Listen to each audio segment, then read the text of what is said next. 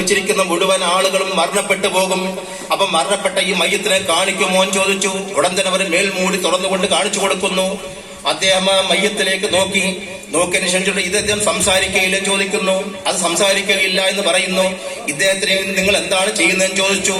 ഉടൻ തന്നെ പറഞ്ഞു നിങ്ങൾ വരാൻ വേണ്ടി പറഞ്ഞുകൊണ്ട് ഈ മകനെയും കൂട്ടിക്കൊണ്ട് അവർ ഖബർസ്ഥാനിലേക്ക് പോകുന്നു. ആ ഖബറിന്റെ നിൽക്കുന്ന ഉള്ളിലേക്ക് കണ്ട് ആ മകൻ ചെന്നുകൊണ്ട് ഈ ഖബറിന്റെ ഉൾഭാഗവും അതിന്റെ വിശാചോദ്യം എന്താ, കൊച്ചു കുഴി എന്താണ് ഇതിനകത്ത്, അത് ചെറിയ കുഴിയിലാണ് അടക്കുന്നതെന്ന് പറയുന്നു. എന്നിട്ട് അദ്ദേഹം ഈ ഖബറിന്റെ ഉൾഭാഗവും കണ്ടതിന് മേൽ പലക നിരത്തുന്നതും അതിന്മേൽ മണ്ണിട്ട് വലിച്ചു മൂടുന്ന എല്ലാ രംഗങ്ങളും കണ്ടു. എന്നിട്ട് ചോദിച്ചിട്ട് പറഞ്ഞു ഇത് ഇദ്ദേഹത്തിന് മാത്രമുള്ളതാണോ, എല്ലാ മനുഷ്യർക്കും ഇതുള്ളതാണോ എന്ന് ചോദിക്കുന്നു. അതെ, ഇത് ലോകത്ത് ആരെല്ലാം ജനിച്ചിട്ടുണ്ടോ ആ സൃഷ്ടികൾക്ക് ലോകത്തെ എല്ലാ മനുഷ്യന്മാരും മരണത്തെ രുചിച്ചറിയുമെന്നാണ്. അത് ഓരോരോ ഇഞ്ചിഞ്ചായ രംഗങ്ങൾ കൊണ്ട് അവൻ രുചിച്ച് മരണത്തെ കുറിച്ച് മനസ്സിലാക്കിക്കൊണ്ട് ഈ ലോകത്തെല്ലാവരും യാത്രപ്പെടും. ഉടൻ ചോദിച്ചു എല്ലാവരെയും ഇതുപോലെ കൊണ്ട് മണ്ണിലേക്ക് കബറടക്കപ്പെടുമോ എന്ന് ചോദിച്ചു. അതെ, എല്ലാവരെയും കബറടക്കപ്പെടുമെന്ന് പറഞ്ഞു. ഈ രംഗം കൊണ്ട് വീട്ടിലേക്ക് വന്നിരിക്കുന്ന എന്റെ മകൻ അന്ന് ഈ അദ്ദേഹത്തിന്റെ അവൻ ധരിച്ചിരിക്കുന്ന ഡ്രസ്സുകൾ മുഴുവൻ ഇവിടെ കഴിച്ചു വെച്ചു. അവന്റെ കയ്യിലൊരു മോതിരം ഉണ്ടായിരുന്നു. ഇവിടെ അവൻ ഇവിടുന്ന് ഒരു മുസാഫും എടുത്തുകൊണ്ട് അന്ന് അവന്റെ മുഷിഞ്ഞ ഡ്രസ്സും കൊണ്ട് ഈ കൊട്ടാരത്ത് പോയതിനു ശേഷം ഇത് നമ്മൾ അന്വേഷിക്കാനൊരു ഇടവുമില്ല. ഈ രാജ്യത്തിന്റെ വിവിധ ഭാഗങ്ങളെ കുറിച്ച് അന്വേഷിക്കാൻ ഇടമില്ല. അവൻ വേഷപ്രച്ഛന്നനായി അറിയപ്പെടാത്ത നിലയിൽ കൂടി ആയിക്കൊണ്ട് പോയിരിക്കുന്ന മകനെ കുറിച്ച് അന്വേഷിക്കാൻ സ്ഥലവുമില്ല. അതുകൊണ്ട് അതെന്റെ മകനാണ്. മഹാനായിരിക്കുന്ന ഹാറൂൻ റഷീദ് റളിയല്ലാഹു അൻഹു പറഞ്ഞുകൊണ്ട് അദ്ദേഹത്തിനെ കണ്ട് അദ്ദേഹത്തിനെയും കെട്ടിപ്പിടിച്ചുകൊണ്ട് കരയുന്നു. എന്റെ മകനെ കാണാൻ, അവർക്ക് സേവനം ചെയ്യാൻ, അവരുടെ മോതിരം ചുമക്കാൻ, അവരുടെ മുസാഫ് ചുമക്കാൻ നിങ്ങൾക്ക് തൗഫീഖ് ഉണ്ടായല്ലോ, ഭാഗ്യം കിട്ടിയല്ലോ എന്ന് പറഞ്ഞുകൊണ്ട് അദ്ദേഹത്തിനെയും കെട്ടിപ്പിടിച്ചുകൊണ്ട് കരയുമ്പോൾ അദ്ദേഹവും കരയുകയാണ്. എന്റെ ബഹുമാനപ്പെട്ട സഹോദരങ്ങളെ, ജീവിച്ചിരിക്കുന്ന മുഅ്മിനീങ്ങളായിരിക്കുന്ന ആളുകൾ, അള്ളാഹുവിന്റെ ഇരിക്കുന്ന ബുദ്ധിയുള്ള ആളുകൾ, ചിന്തിക്കുന്ന ആളുകൾ, മഹാന്മാരിക്കുന്ന ആളുകൾ, ബുദ്ധിയുള്ള ആളുകൾ, ചിന്തിക്കുന്ന ആളുകൾ, അവർ മനസ്സിലാക്കുന്ന എന്തറിയുമോ, ഈ ലോകത്ത് 50 വർഷം ജീവിച്ചാലും 60 വർഷം ജീവിച്ചാലും 70 വർഷം ജീവിച്ചാലും അല്ല 100 വർഷം ജീവിച്ചാലും അല്ല 35 വർഷം ജീവിച്ചാലും ഒരവസരത്തിൽ ഇവിടെ യാത്ര പോയെങ്കിലേ പറ്റുകയുള്ളൂ. അതിൽ പിന്നെ അത് അള്ളാഹുവിന്റെ അലംഘനീയമായ തീരുമാനമാണ്.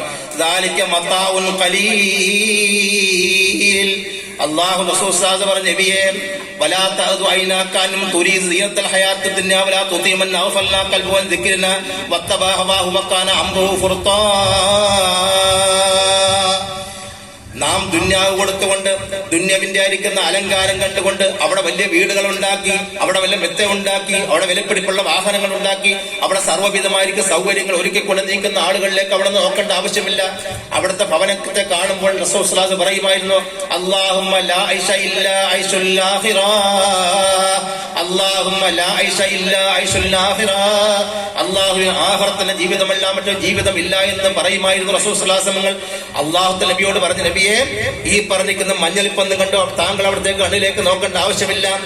ദാലിക മതാഉൻ ഖലീൽ.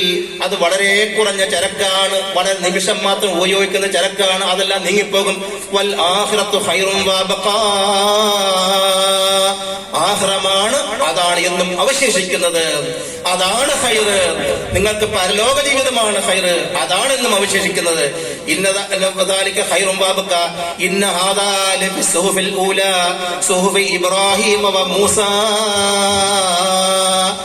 ആദം നബി അലൈഹിസ്സലാം മുതൽ ഇങ്ങോട്ട് വന്ന് അവിടത്തേക്ക് വന്നിരിക്കുന്ന പ്രവാചകന്മാരുടെ ശൃംഖല പരമ്പര ഇവിടം കൊണ്ട് അവസാനിക്കുകയാണ്. മുൻകഴിക്കുന്ന മുഴുവൻ പ്രവാചകന്മാർക്ക് അറിയിച്ചു കൊടുത്തിരിക്കുന്ന മൊത്തവും ഇത് തന്നെയാണ്, ആഖിറമാണ് എന്നും അവശേഷിക്കുന്നതും ഹൈറായിട്ടുള്ളതും അത് തന്നെയാണ്. അതുകൊണ്ട് ആഖിറത്തിന് വേണ്ടി ജീവിക്കലാണ് വേണ്ടത്. അതുകൊണ്ട് ഇവിടെയുള്ള ഭൗതികമായിരിക്കുന്ന കാര്യങ്ങൾ കണ്ടും മഞ്ഞളിച്ചുകൊണ്ട് അത് നൈമിഷമായിട്ട് ജീവിച്ചുകൊണ്ട് ഏതെങ്കിലും ഇതിലേക്കൂടെ പോയി അവസാനം നോക്കുമ്പോൾ എങ്ങനെയെങ്കിലും ലോകത്ത് മരിച്ചു പോകാനുള്ള മനുഷ്യന്മാരല്ല. അപ്പോൾ അങ്ങനെ ജീവിച്ചിരിക്കുന്ന മനുഷ്യന്മാരാണ്. നമുക്ക് തുണി അവർക്ക് പ്രശ്നമല്ല, നല്ല തുണി കൊടുക്കുന്നതിന് ശരീരത്തിൽ തെറ്റുമുണ്ടോ? ഇന്നല്ലാഹു ജമീലുൻ യുഹിബ്ബുൽ ജമാല. അല്ലാഹു തആല ജമീലാണ്, അവൻ അഴകുള്ളവനാണ്. യുഹിബ്ബുൽ ജമാല, അവൻ അഴകിനെ ഇഷ്ടപ്പെടുന്നവനാണ്. പിന്നെ അഹന്ത എന്ന് പറഞ്ഞാൽ എന്താണ്? അത് ബത്തറുൽ ഹഖ് വഉംദുൻ നാസ്. ഒന്ന്, യഥാർത്ഥമായിരിക്കുന്ന ഹക്കായ കാര്യം ഒരു മനുഷ്യന് മുമ്പിൽ പടം വരച്ച് ഒരെടുത്ത് കാണിച്ചാൽ അതിനെ തള്ളിക്കളയുക, ഹക്കിനെ കേട്ടിട്ട് അതിനെ അവിസ്മരിക്കുക, അതിനെ നോക്കുമ്പോഴത്തേക്കനെ ധരിക്കുന്ന ഓർക്കാത്ത നിലയിൽ തള്ളിക്കളയുക, അത് അവന്റെ കിബറാണ്, മനസ്സിലിരിക്കുന്ന കിബറാണ്.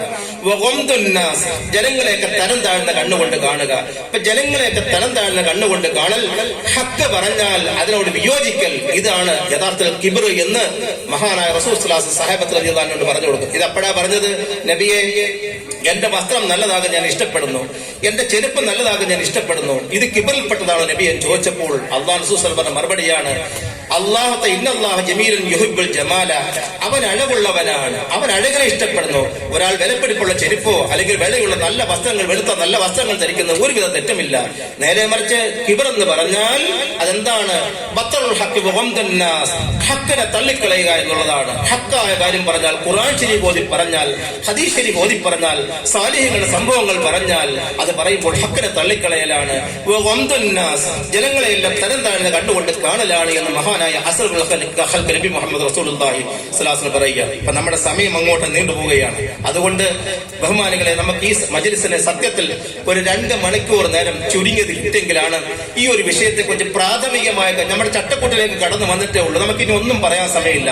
നമ്മൾ ആദ്യം ഒരു വാക്ക് പറഞ്ഞു, ഒരു യാസീൻ ഓതി അസ്ഹാബുൽ ബദർ പേര് ദ്വാരക്കാന്നൊരു വാക്ക് പറഞ്ഞിട്ടുണ്ടായിരുന്നു.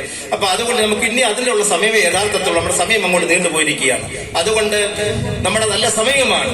നമ്മൾ ഏതൊരു നിയ്യത്തിന് വേണ്ടി വന്നിട്ട് നമ്മളെല്ലാവരും നാളെ നേരത്തെ പറയപ്പെട്ട ഖലീഫയുടെ മകൻ, ചക്രവർത്തിയുടെ മകൻ, ഹാറൂൻ റഷീദ് റളിയല്ലാഹു അൻഹുവിന്റെ മകൻ, അങ്ങനെയുള്ള ലോകത്ത് ജീവിക്കുന്ന മഹാത്മാക്കളായിരിക്കുന്ന ആളുകളെല്ലാം റബ്ബിന് വേണ്ടി ജീവിച്ച് ഇബാദത്തിലായി